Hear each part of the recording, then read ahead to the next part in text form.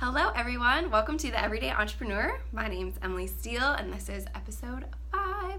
And you can see that I'm hands-free because I finally got my tripod from the amazing Amazon.com. And I also got a selfie stick, so I'm hoping I can break that out and maybe do one of these episodes like walking around my cute little neighborhood. So stay tuned for that. We'll see if that happens. I'm recording this before I go to kickball tonight because I probably won't want to do this after kickball. And I'm still feeling pretty good about last week's kickball game. I did, in fact, catch a ball from right field, which the ball never goes there, which is why they put kind of like the worst athletes out there, or as catcher. So I kind of alternate between the two roles, and the ball, like I said, never goes there, except it did, and I caught it. So it was kind of a big deal week last week, so I really need to step it up and finish the season strong. But on that athletic note, really what got me excited to cut this video today was, as I was looking through my time hop, I saw that 6 years ago today, I'd finished my first bicycle ride on my 2-month expedition across America. So as I was graduating college, I was having this identity crisis of sorts.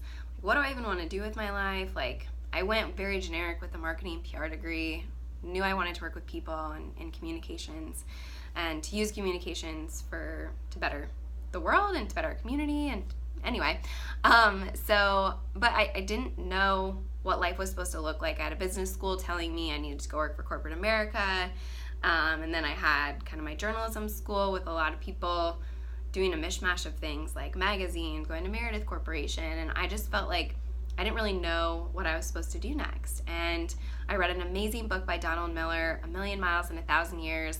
I was really changed by that book and the idea that we get to write our lives as a book. So, you know, if your life was a book or if your life was a movie, would anyone be interested in watching it? This is kind of relevant as I'm cutting a video. Would anyone be interested in what you're doing with your life? Or are you someone who just goes home and stays on the couch the whole night and isn't adding value to the world or to your own life? And to me, I was like, oh my gosh, I've always been living by someone else's rules and doing the right thing, but I never really got to know what I wanted to do or who I wanted to be. And so I was like, well, I'm going to copy this Donald guy and do the exact same bike trip that he did. And so I applied, I got in, I was literally shocked because I didn't have a bike and really didn't have time to train in my senior year, like at all. It was also winter, so I got a 40-mile bike ride in. You were supposed to get a century ride in, 100 miles, and I didn't. But I went for it, and as I was reflecting on that today and finishing my first ride, it was the hardest ride ever, starting in San Diego and climbing thousands of feet, and then going down steep mountains where, like, you know, they would show the truck and be like steep grade, like grade level, whatever.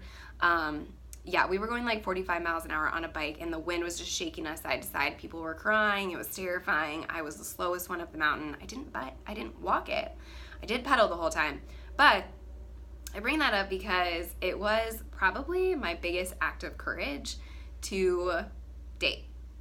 I would say that was probably the most courageous thing I've ever done, because there was a lot of risk involved. I didn't know anyone on the trip.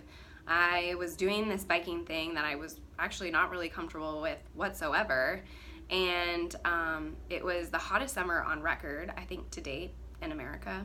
2012 summer. Does anyone remember that?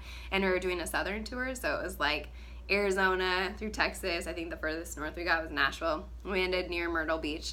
But that act of courage allowed me to start flexing that muscle and just giving myself permission to try new things unapologetically, and, you know, approaching people on the road and asking for money. So I don't know if I actually shared this part, but the purpose of the trip was to bike for clean water. So along the way, we were raising funds for clean water in Kenya, and that, you know, was slightly uncomfortable. We would go to like community centers and churches and share stories about why we were asking for money, and like there we had to be vulnerable with one another on the trip, and all of the teammates that were experiencing life and real things. Like, it all comes out because all you do is like pedal on your bike for 10 hours. So like, what else are you gonna do? Obviously there was a lot of alone time, but when people were talking about things, it was like real stuff. And so the summer of 2012 really opened my eyes to what courage could look like in everyday life, on big adventures. And ever since then, I have been really leaning into taking risks, which typically goes right alongside being courageous. I don't think anything I've done is like that remarkable or incredible, but I think every day we have an opportunity to flex our courage muscle and to try new things. One of my philosophies, or things I really just believe about life, is if you never ask, you'll never know, and if you never try something, you'll also never know. So ask and try. And that sometimes means stepping out of the box of comfort and giving something a whirl, whether it's like dance lessons or learning calligraphy or asking someone to coffee that you never would expect to say yes.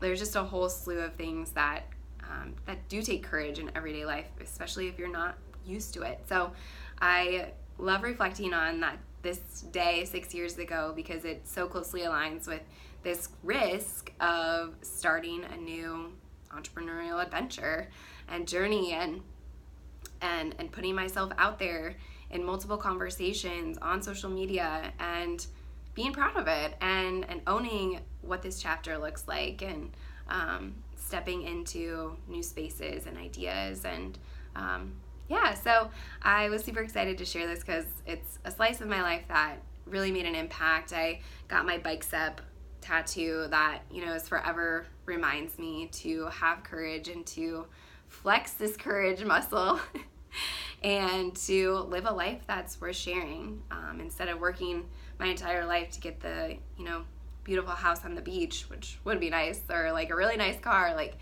what, no one goes to a movie and sees, it end with a guy getting a Volvo and like leaves crying and transformed. Like, what will be transformative in my life, and what value can I bring to this world to leave it a better place? So anyway, that's my episode 5 today, and I will report back on how the kickball game went, because I know you're dying to know if I performed or not. So anyway, have a great rest of the day, and we'll see you soon.